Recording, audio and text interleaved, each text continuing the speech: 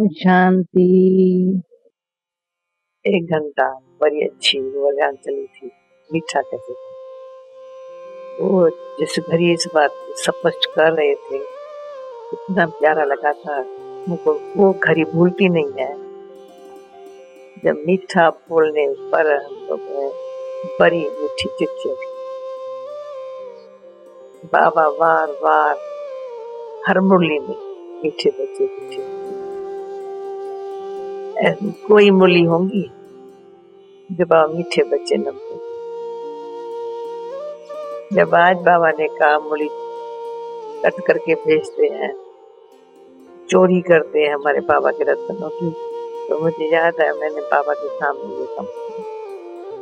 बाबा ने खास चंद्रा खाई थी, टेप भी भेजता है, मीठे बच्चे काट लेता मुरली काट लेता। अब मुरली भी लिखते हैं ना, तो जैसे बाबा संदेश जी बहन ऐसे ना मुरली कट करके मिलती है ना, हम लोग बाबा को बहुत प्यार से उलेना दे देते थे। हम थर्ड नंबर में चले गए, थर्ड नंबर में। फर्स्ट नंबर है सन्मुख सुनना, सेकंड नंबर है मुरली पढ़ना, टिप सुनना, टिप में ओरिजिनल आवाज सुनाई।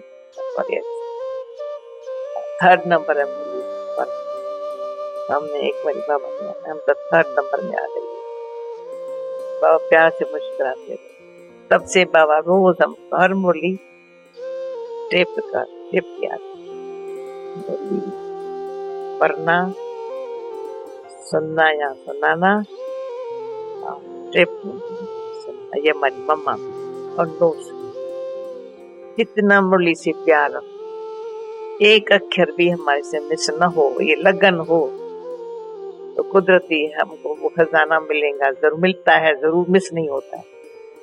फिर कभी ये ख्याल नहीं आता है फला रहे बात ने मेरे क्यों नहीं बुलाया, क्यों नहीं कहा, हमारा कुछ हक मिस नहीं। तो आज की मुरली से बहुत सुंदर दृश्य सामने आए।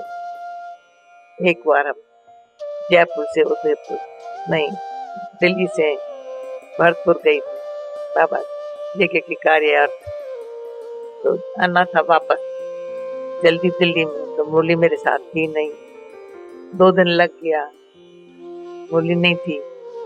तीसरे दिन जयपुर में थी, तो खींच हुई तो मैं जयपुर से क्यों नहीं यहाँ आ जाऊं, मधुबन वापस दिल्ली में नहीं था। मैं 3 दिन मुरली तो उधार पैसा लेकर स्टेशन मास्टर मधुबन बाबा के सामने आई। बाबा मैं 3 दिन मुरली इसलिए आ गई, बहुत प्यार। तो जो पैसा उधार लेके आई, कभी लिया नहीं कभी, पर इसलिए लिया। तो उसको कहा तुम वापस, बाबा ने कहा 20 में 25 5 रुपए डाल कर। जब वापस गई तो कहा तुम क्यों भेजा, उधार लिया। तो उसने थोड़ा डाल करके जगह दी। और बाबा ने खटिया पर बैठ कर हमको 3 दिन के मुरली का सारा बाबा ने डायरेक्ट सार सुनाया था। ये बताया था, ये बताया था। इतना प्यार से वो घड़ी मेरे लिए तो इतनी मीठी प्यारी घड़ी थी। ऐसे खटिया पर बिठा दिया साथ में, इतना प्यार किया, इतना प्यार किया, वो कभी भूल नहीं सकता। दूसरा मुरली की बात पढ़ते सुनते, सुबह को मुरली पढ़ी है हमने, फिर सुनी, फिर मुझे ये भी था मुझे क्लास कराना ही है मुरली पर ही क्लास कराते, और कुछ जानती नहीं हूँ। गीता का भगवान डायरेक्ट जो सुनावे उन जैसा मजा तो सारे कलप पे कभी फिर मिलता ही नहीं है। अभी मिलता है, सुख मिलता है बहुत, वो सुख कभी कोई छीन नहीं सकता है। जो आज बाबा ने कहा एक प्यार से यज्ञ की सेवा करो, जो सेवा हो सामने सेवा है, कभी ये नहीं समझो ये सेवा थोड़ी मेरी, मैं तो और कुछ कर सकती हूँ ना। प्यार से जो भंडारे की सेवा है, क्लीनिंग की है, जो कोई बर्तन साफ करना, कोई भी सेवा है, पर सेवा यज्ञ की है, मन से भी है तो यज्ञ की, धन से तो यज्ञ। उसका बाबा ने क्या बोला, मन चित फल यज्ञ सेवा करने वाले तो अपने आप मिलता है। तो मन में इच्छा क्या है हमारी? साधारण लोगों की तरह से इच्छा नहीं रहती। जो यज्ञ सेवा करनी जानता है ना और प्यार से यज्ञ की सेवा करता है, तो प्यार से यज्ञ की सेवा करने से बाबा की याद सह जाती। कोई सेवा का ऐसा महत्व नहीं दे करके कहेंगे मैं तो जाकर के बाबा के रूम में बैठती हूँ या कोई जाकर के कहाँ तपस्या। कोई है 18 घंटा 16 घंटा यज्ञ की सेवा करते रहे, ज्यादा प्यारा कहो। उनके चेहरे से देखो यज्ञ की सेवा प्यार से करने वाले इतना बाबा की याद में रहते। ये मधुबन में दृश्य देखना हो ना, चारों तरफ चक्कर लगा के देख कितना बाबा की याद सहज।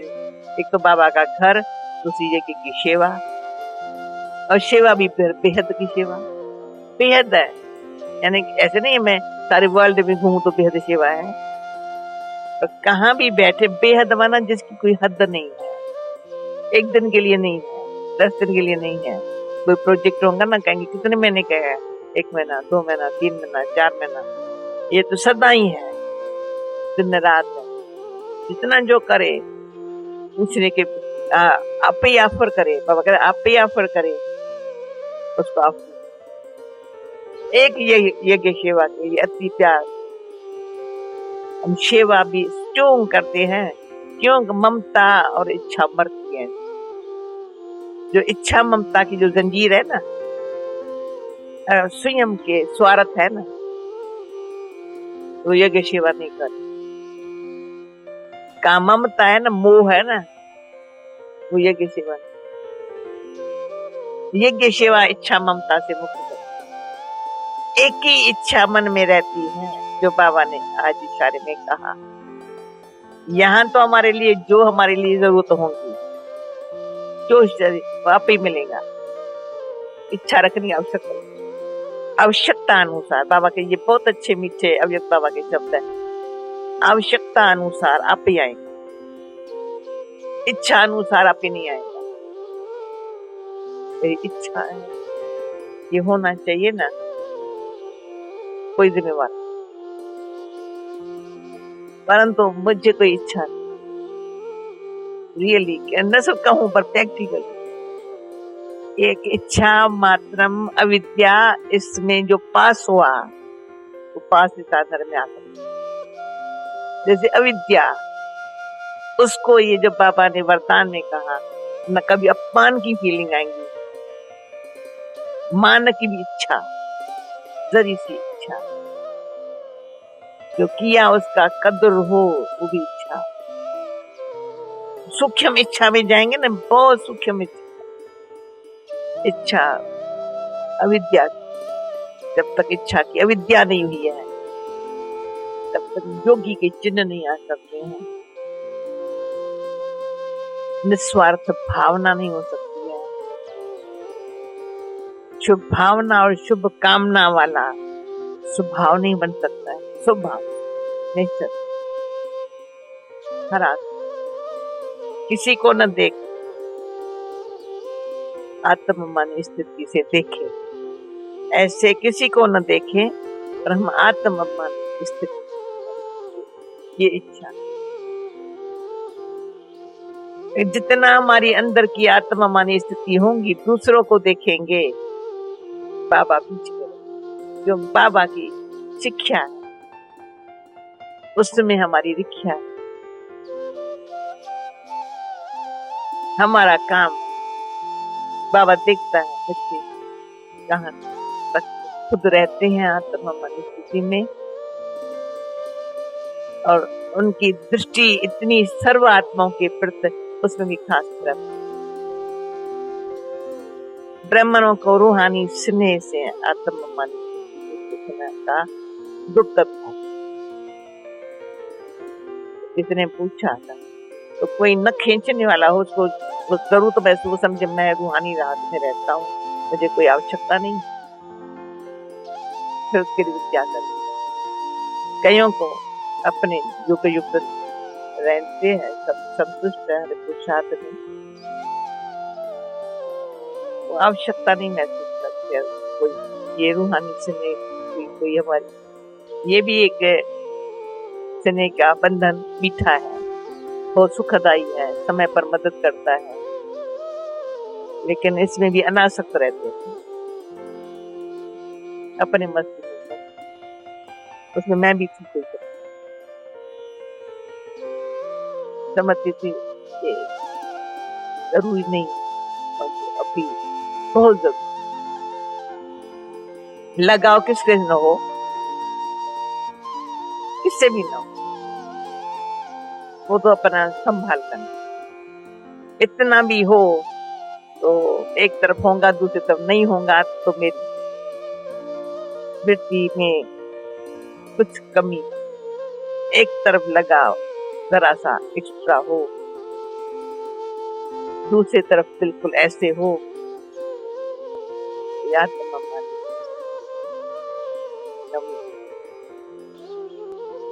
अपन को बहुत सूक्ष्म जांच करते करते करते, बाकी इतना जरूर है बाबा मेरे को जितनी स्थिति अच्छी होंगी, अंदर ध्यान होगा, उतना रूहानी स्नेह आत्मा में भरता जाए। बाबा से पात्र बन करके, पहले पात्र फिर सुपात्र, कहते ज्ञान पात्र को तो जरूर महसूस करें, फिर हम कहेंगे पात्र तो बन के बाबा के पास बैठ, फिर बनना है सुपात्र, जरा सा भी मेरे से गलती, फिर आप महसूस करें कि कितना अगर सुपात्र बनते हैं बाबा की प्यार में, आत्मा के अंदर जिसको अतीन्द्रिय सुख कहो, अंदर अपनी आत्मा मन स्थिति का, क्योंकि अनेक प्रकार की कमियों को निकाल करके सफलता पा करके उसका,